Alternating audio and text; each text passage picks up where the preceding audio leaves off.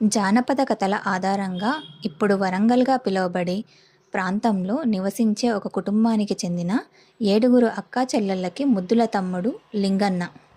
అక్కలకి వివాహం చెయ్యాలని అనుకునే సమయంలో కొందరు అగంతకులు ఆ అమ్మాయిని బలవంతం చేయడానికి ఉపక్రమించారని విని ఆ సోదరుడు కత్తితో కండలు కండలుగా వారిని నరికి వారి పేగులని మెడలో వేసుకొని మిగతావి చేతితో పట్టుకొని ఊరంతా హెచ్చరికలు జారీ చేస్తూ పారా హుషార్, మా అక్కల జోలికి ఎవరైనా వస్తే వారిని కైలాసానికి పంపిస్తా అని బహిరంగ హెచ్చరికలు చేయడంతో లింగన్నకి పోతురాజు అని పేరు వచ్చిందట.